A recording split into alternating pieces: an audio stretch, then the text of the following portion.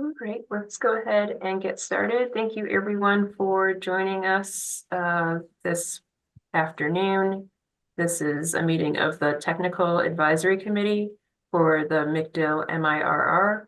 The Technical Advisory Committee is our committee of subject matter experts who are really helping us to figure out what existing capacities there are to implement some of the projects that we're going to review or that are going to be in the final document, and then helping us to identify gaps or opportunities for new resiliency projects in this study area.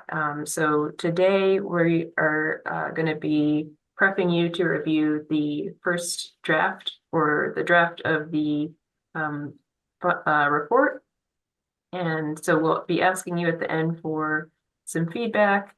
But I appreciate all the work that you guys have done so far to get us to this draft report stage. So I'm going to hand it over now to Erica to run through the presentation. Thanks, Kara. Hi, everyone.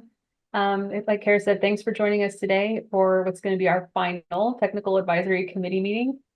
This is probably going to be a pretty quick call. I don't think we'll need the full amount of time because the focus of today's meeting is to provide an overview of the final report that we would love to get comments on from all of you before it gets finalized. So first, we'll go over the report table of contents to kind of orient you with how the document is organized. Then we'll pick up where we left off from our last workshop to discuss some of the additional strategy details that were included in the strategy summary sheets of the report. And then we'll talk about some of the funding sources that we looked into. And then lastly, we'll go over an example of what those strategy summary sheets look like. And we'll talk about specifically the type of feedback that we're looking for from this group. So just a quick reminder here about the MIRR process. I know we've seen this slide a lot, but I think it's really helpful to go over the steps that we use to get to where we are today as kind of a foundation for these calls. So we worked through with this group to understand the context of the Tampa South Peninsula area, which includes the Air Force Base and several neighborhoods outside of the fence line. We inventoried a collection of the infrastructure, the utilities, the facilities, and the public spaces that service the area every day. And then we used a vulnerability and risk assessment framework to evaluate the susceptibility of this infrastructure and these places to climate hazards of flooding and extreme heat. And then based on the key findings of the assessment, we identified where the potential climate resilience gaps could be and developed a list of prioritized strategies that could be used to reduce that risk for both the Air Force Base as well as the adjacent community. And really the goal of these actions and recommendations that are laid out in this plan is to increase coordination among the stakeholders, many of whom are on this call, and to outline potential funding mechanisms to implement these strategies. So any questions about the process?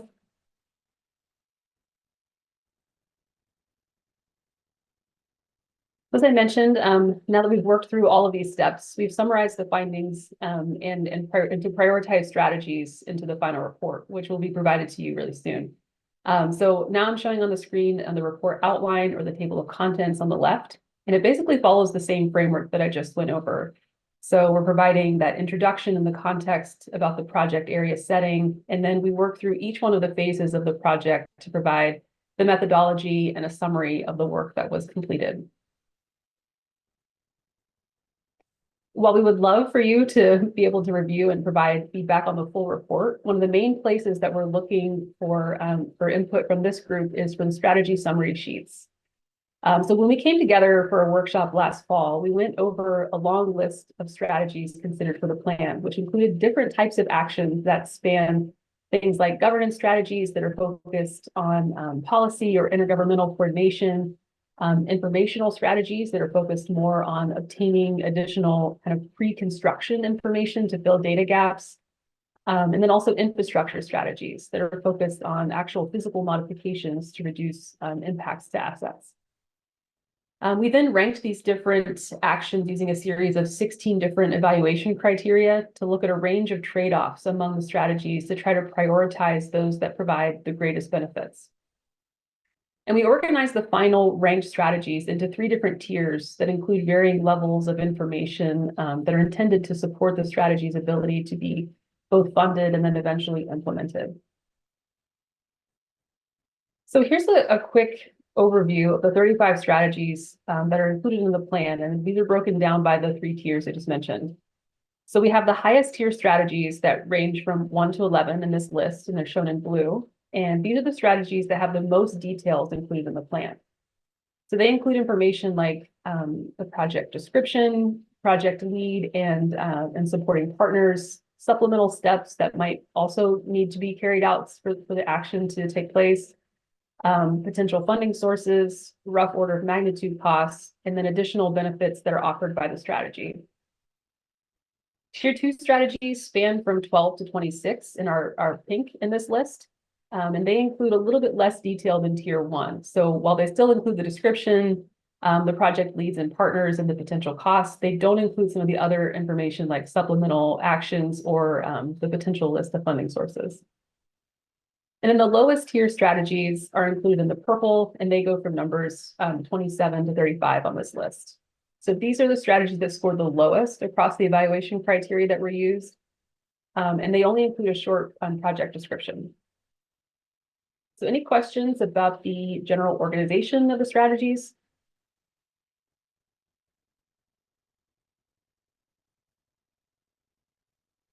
Thumbs up from Eric. Okay. So within the report, we're also including a funding matrix that includes over 70 different funding sources from federal and state agencies. You can see a short list of some of the agencies that we pulled from here on this slide. So for those tier 1 strategies, we tried to align them with the potential funding programs that they may be eligible for. But also we know that the eligibility is ultimately going to be dependent on the final project scope and the scale and the partners.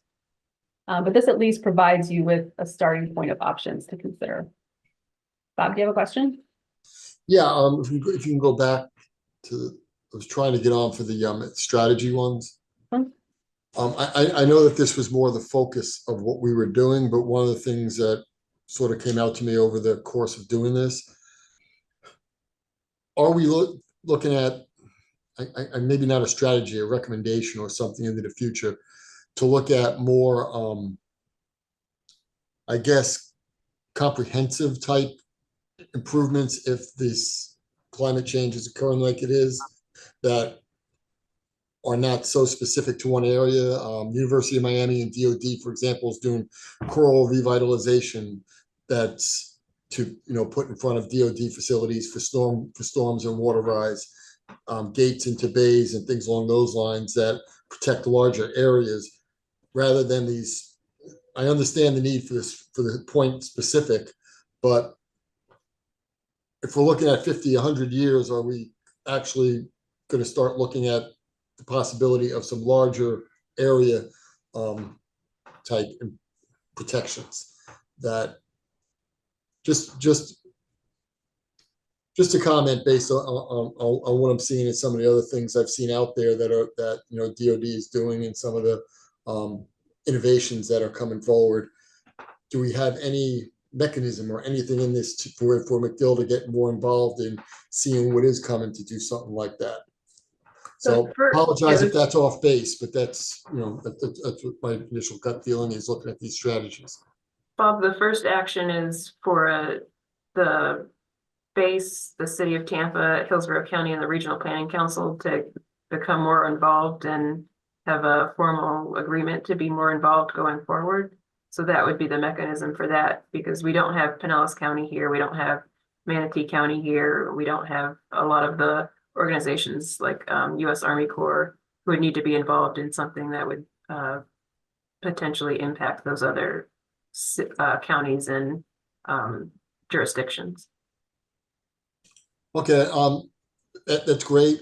Only other point I would have from having experienced on some of these in the past is if we don't put some of that stuff into future recommendations or more under just establish a joint participation agreement, I'm hoping that maybe there's some more detail coming on what a joint participation agreement about what and how that would fit, because that's a very generic. We have joint participation agreements right now all over, but some of these things are very specific. So anyway, I'll put myself back on mute. Yeah, and Bob, you'll have a chance to take a closer look at the details that are in all of these strategies. So if you feel like there's some things that are missing in some of the more regional scale strategies, especially with the coordination strategies, please let us know so we can incorporate that into the details.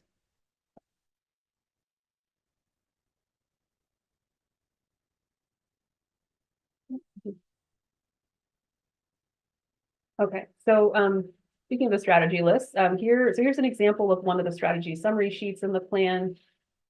This example is from a tier 1 strategy, so it has the full amount of information that's included. So just to kind of provide you with a quick orientation, at the top of each strategy sheet is a quick reference list of things like the implementation lead, the possible supporting partners, the strategy type, and a list of potential funding sources. It's followed by a project description, the bulleted list of project benefits, and those supplemental actions that I mentioned that may need to also be implemented in order to carry out the full strategy. We also included a summary box of how this project scored for the evaluation criteria across all of the categories that were evaluated. In the summary box at the bottom, there's also the implementation timeline and the estimated project cost. Any questions about the kind of layout of these strategy sheets?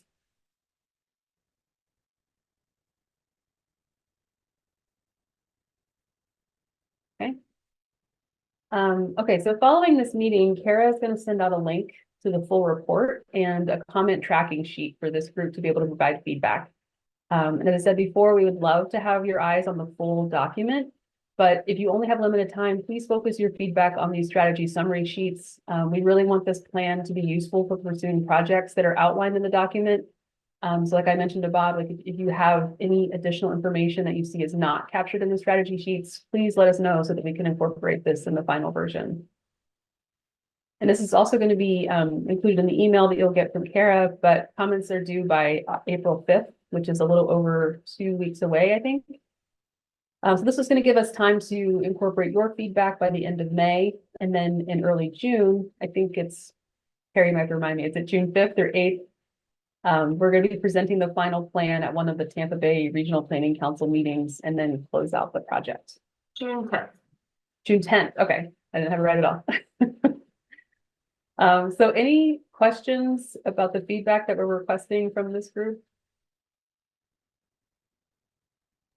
Hey, Erica, one question. Mm-hmm. The funding sources, and I know there was kind of a lot on there, and this is just out of curiosity because I know you're familiar. Is MacDill eligible for Resilient Florida funds? I don't believe they can apply directly for Resilient Florida funds. It would have to be through one of the local municipalities, either the county or the city. Gotcha. Okay. Yeah, I don't think federal groups can apply. Ah, true. Okay. Thank you. Mm-hmm.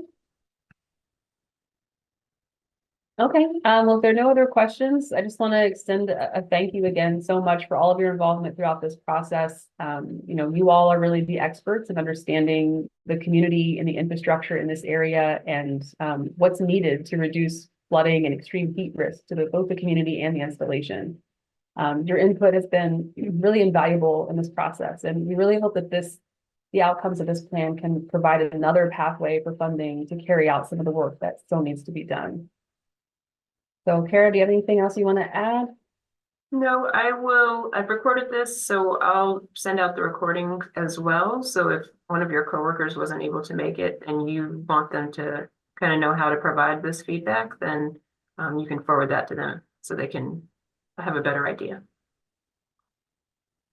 Okay, and feel free to reach out to either Kara or me if you have any follow-up questions after the presentation.